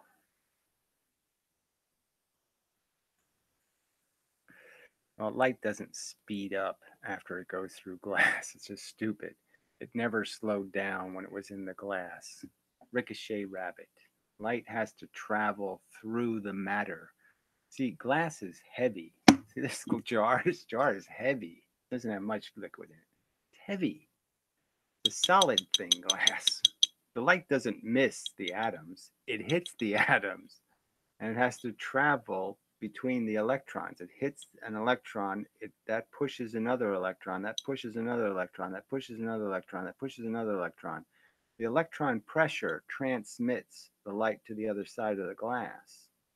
So the pressure of the electrons is what moves the light. And so it's the speed of the force pressure between the electrons, which is essentially the speed of light if it was a vacuum, but it's not. So the reason why it slows down is because the electrons aren't all perfectly lined up. So you're running a jagged line of pressure. Really not complicated. So the light never slows down. Physics doesn't believe the light slows down. This is just a Ken Wheeler lie. You know, you have to, if you're going to argue against something, you have to be fair enough to actually argue what they think and what they say, not what Ken Wheeler says they said.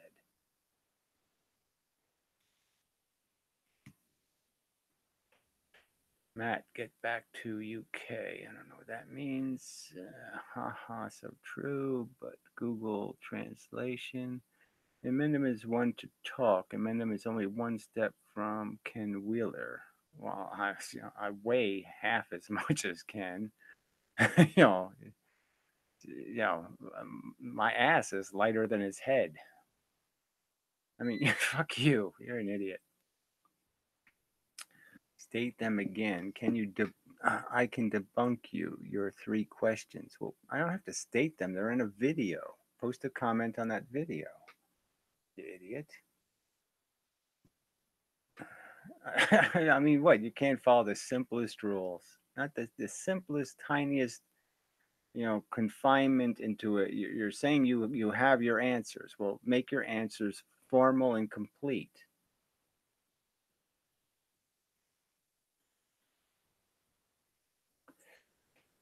Electrons don't really, the force is in between. Photons are in between electrons. So the electrons are next to each other.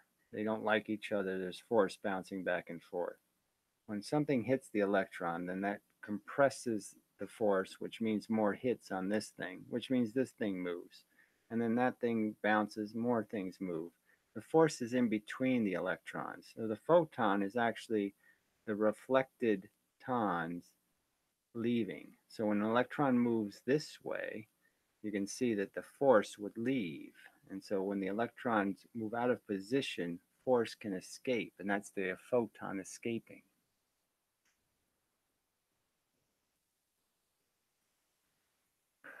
There's a playlist on my channel page called Questions. The video is in the playlist. It's the only video in that playlist.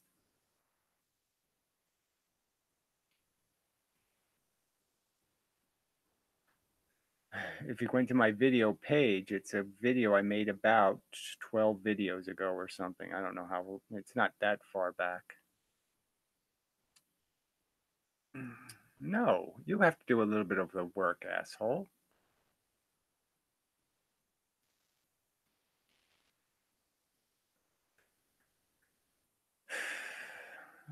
I'm in a live room. I should waste my time going to get you a link. Well, I'm not going to do that. I explained to you where the link is. Okay, well, fine. Just fuck off. You obviously don't have anything useful to say. So you can just fuck off.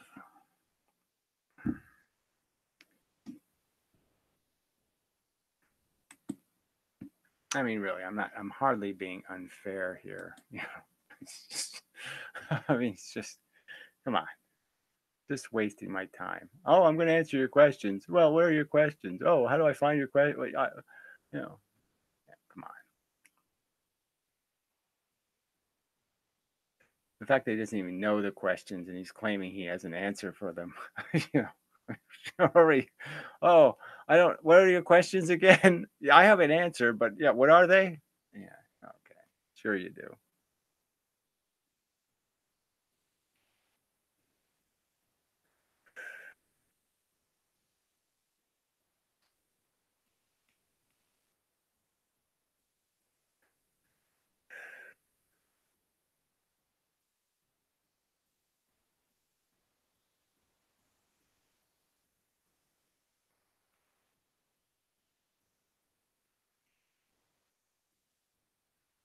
I'm just saying, I just don't see. I can't possibly. I mean, I put it in. Like I said, it's the only video in the playlist. I mean, come on. It's not very challenging.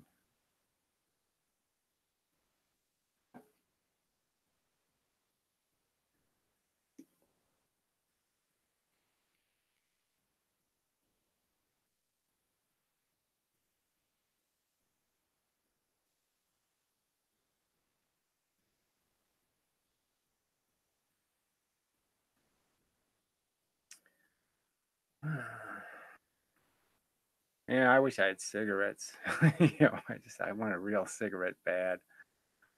A cup of coffee and a cigarette. I quit drinking coffee like 10 months ago, and I haven't felt good since. But I still think I'm better off without it. But it's like, oh man, and just I miss my old life. Coffee and cigarettes.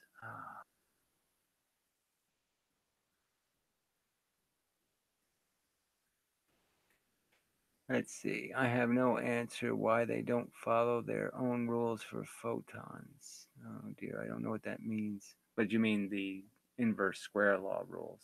Yeah, exactly. I have no, no one's ever, I've never seen any reference to it, and I didn't realize it. And then somebody pointed out to me there, oh yeah, it's not the inverse square law. And I said, oh, okay, I was wrong.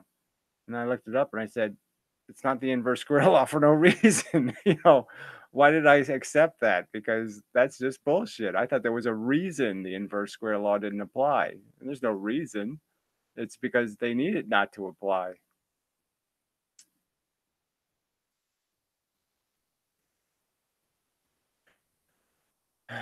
Yeah, so you can probably get antioxidants from green tea or something. So I have to convert to something else. It's just the caffeine. I think that I just, I take caffeine pills, but it's not the same. I just miss that, coffee would get me going, a cigarette get me going, I just miss the two little acceleration boosts. So it really did help wire me up.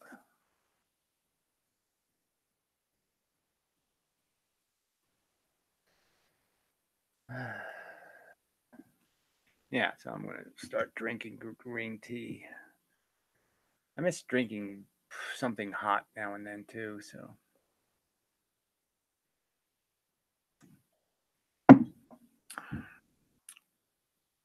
But anyway, it's not, this isn't a Gary complain about his crappy life show. So anyway,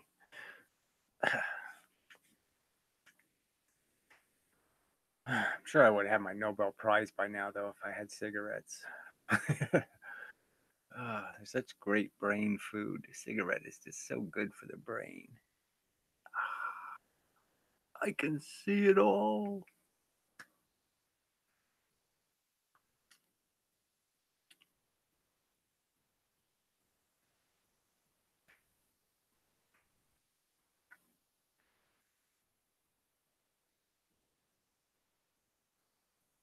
Yeah, I just need. I think I'm just a bit depressed. It's winter, and the weather never got really. The spring has kind of sucked here, and I just never.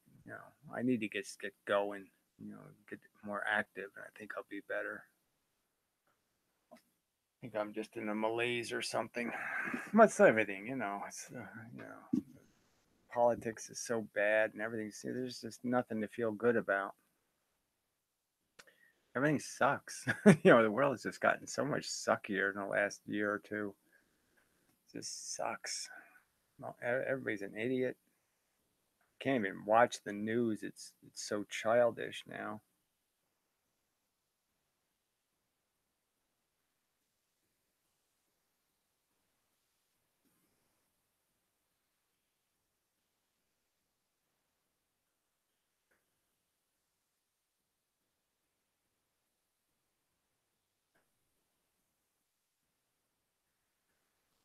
Well, you'll probably have to spend money for Nicomaniminid, whatever that is.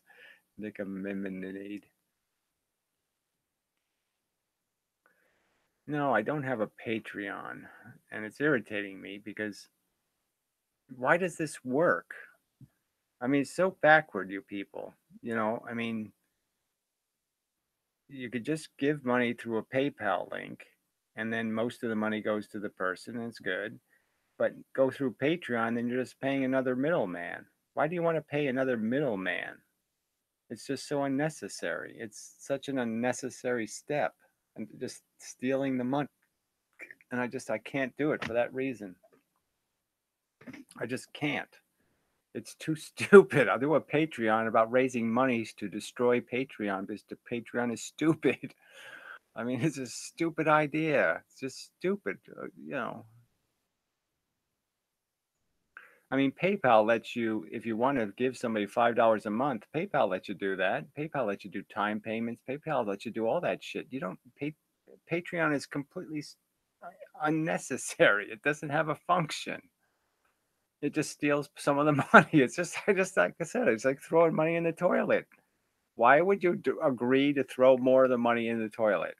Oh, we're already throwing 3% in the toilet. Let's throw another 3% in the toilet. I mean, it's just so fucking stupid.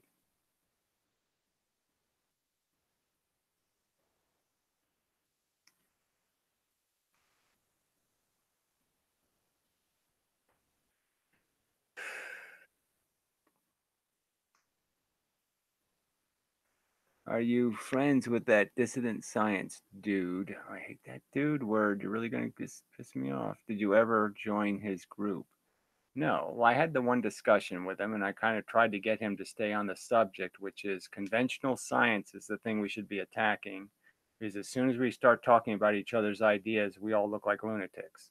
So there's no point in doing that. So quit talking about your theory or anyone else's theory and just talk about how their theory is wrong.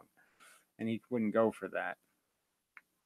Because frankly, what's the point of replacing the existing flat tire of physics with another flat tire? And some of their flat tires are even flatter. I mean, they're flat earthers. They're, this whole whatever it is, this earth was a tiny little earth and it got big. And I mean, they have all wacky theories that no evidence for them. They don't account for anything in their theories. They just make shit up. And it's like they're just truthers. And why do I want to join a club full of truthers? So I'll interact with them where they'll allow me to. But like I said, I didn't mind going to their physics discussion because I think they need a rational mind in there. But yeah, I'm not joining. I don't even like the word natural philosophy, frankly. I don't like that term at all. It's silly. you know, I mean, philosophy doesn't need an adjective or adverb or any of that shit. It's philosophy is supposed to be a pursuit of truth, period. It doesn't need any natural truth. Fuck that shit. It doesn't need some qualifying words.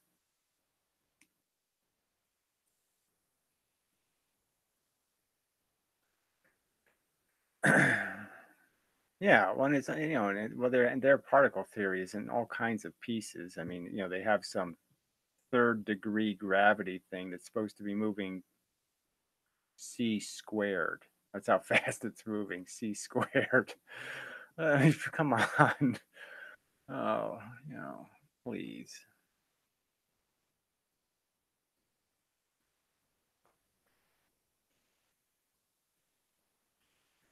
Can you take rice through it? Wow, what the hell does that mean? Holy fuck. Well, you got me. You confused the fuck out of me. So good job. You take rice through. I think Patreon thrives on psychological marketing schemes where they build the illusion of uh, Fisherian layer of whatever quasi social media platforms where you have to have this. And yeah, it's Facebook version of reality. It's just another kind of, let's do everything in a Facebook way. I mean, it's I hate it. I just hate it. But it's annoying that people are really making money doing it. It's pissing me off. I mean, fuckheads are making 10 grand a year. um and it just pisses me off that I can't get people to donate shit.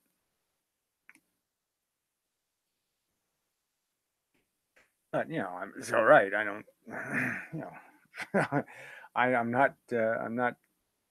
I'm not desperately poor yet, so until I'm really in big trouble, I'm not going to really beg for money. But no, it's uh, I don't want to soil the whole thing with any of that crap anyway. But um, yeah, I just, well, yeah, no, but I do hate it because it's like, yeah, they can buy shit I can't buy, and they can do things I can't do. It just pisses me off.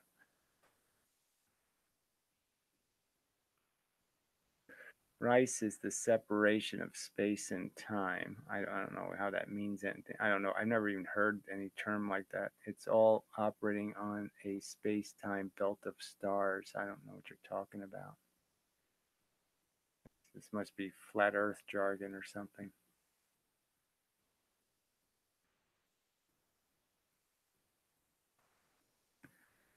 Well, I'm pretty good in discussions, generally speaking. So if I get somebody to talk to, I think I do pretty good.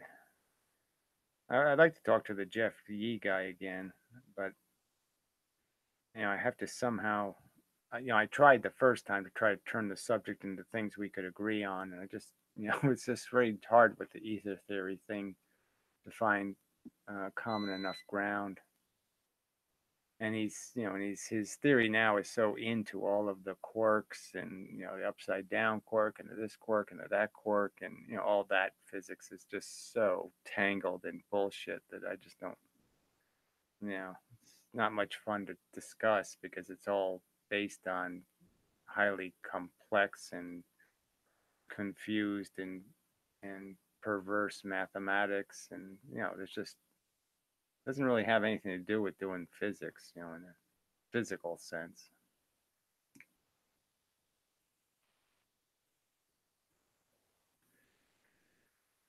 I don't know how entropy is a mystery, but whatever.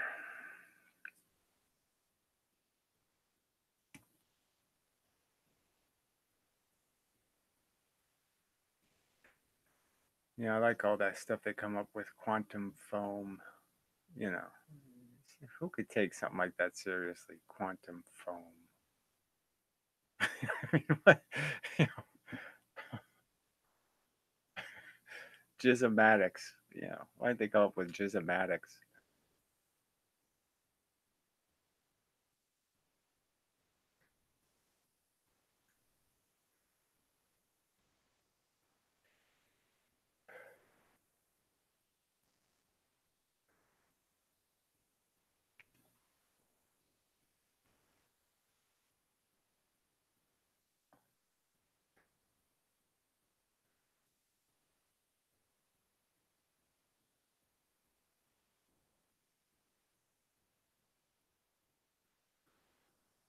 Irish.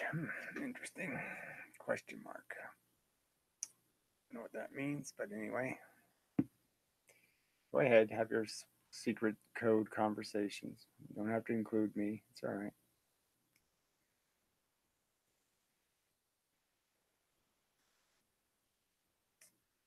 Yeah, well, I only have one cat left that I feed, and he's not very social, so can't really make cat videos.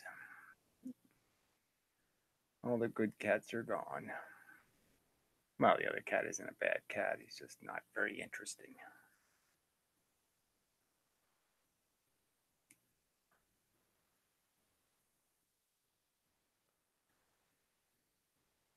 Yeah, well, I'm just saying, to do a good visualization of it, you actually have to put in some time. So I'd have to pay somebody to do it, and I really need to do it because I'm the one who understands it. So it's a little hard to do the somebody else to do the graphics. I really have to do it.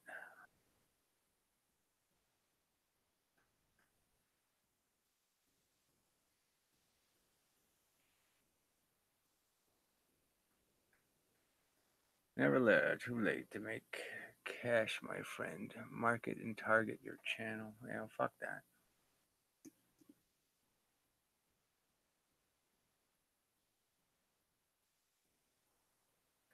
I don't like marketing anything.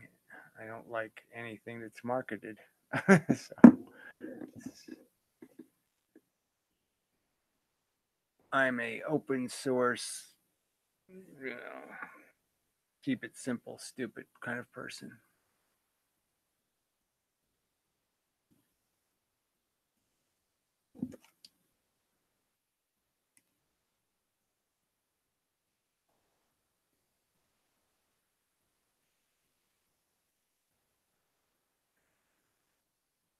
Oh, 33 people. Sheesh. You're not coming up with much, people. 33 of you. Yeah, it's more like three. Feels like three. Doesn't really feel like 33.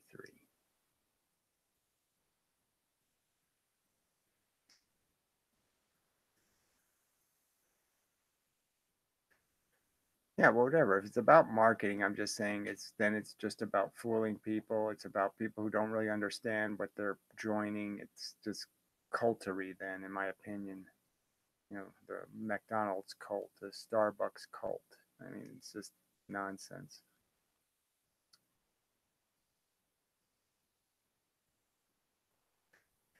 I don't know what the Lear bender is, but whatever. Yeah, fuck you. Learn yourself.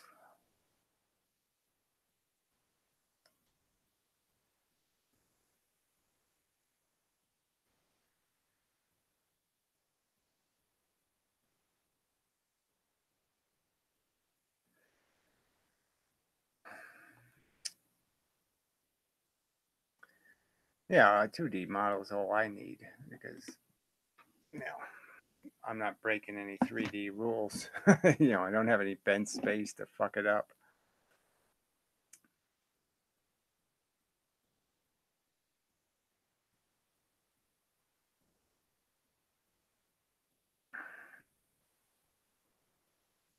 Yeah, well, I'm just saying how much, I just don't know how much work it's worth me trying to use some new tool because I have to figure out how to use it. So I know how to manipulate, shit with JavaScript in browser. So I'd prefer to do something in the browser if possible. But I'll see what I decide to do. I mean, I don't really think I should have to animate it in the first place, but yeah, so the working model would, I think, help just to say, well, look, see, it's not that complicated. I'm surprised they don't have any models already of like mock gravity. I mean, there should have been somebody who has a good simulation of mock gravity already, and it really doesn't exist anywhere. I mean, it's such a real physical phenomenon. I mean, the idea that you could take a bunch of BBs, or shotgun shot and put it in a frame, and then you could put two checkers in the frame, and the idea is you could shake the BBs and have them bounce, and the two checkers would move into each other. I mean, it's such a simple model, and it's just kind of weird that it's not already done, with a good animation. Needs to be a growl the rhythmic, though, so something like Blender and other graphics apps usually would not suffice. Yeah, well, I don't know if the algorithms don't have to be that complicated, though. I don't think, it's a pretty simple if else kind of question. Each bit just has to, you know, bounce off or turn right or left or up or down. Well, it won't be doing up or down because it's two dimensional. Well, I sort of appreciate it, King. I appreciate you showing up, but I don't know if you've said anything too brilliant, but thanks. Yeah. Let's see. I'll be leaving soon also because this isn't very challenging.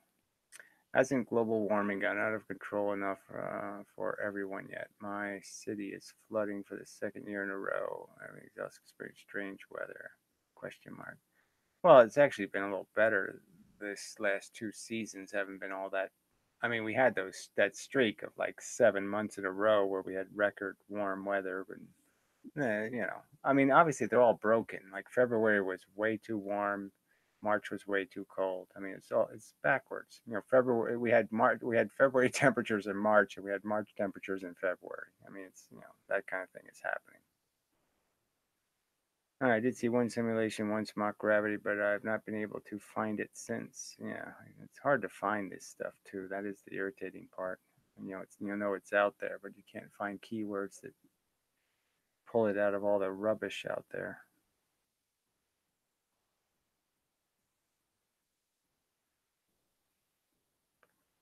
See you next stream, dude. Well, okay, but you better not do too much of that duding crap.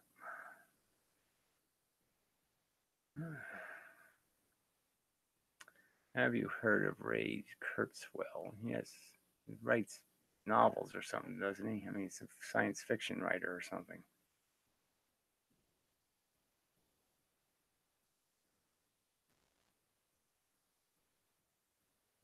Turned out nice again. I don't know what that means. Yes, far too much rubbish to sort through on the net. Yes.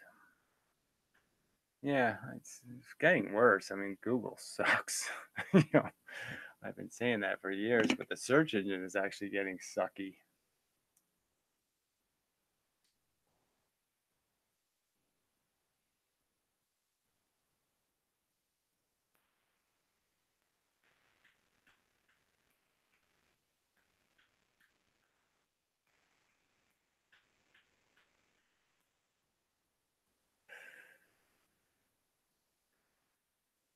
All right, well, I guess I'll surrender and such. So, thank you for those who participated, and I will continue to do this mush, I guess.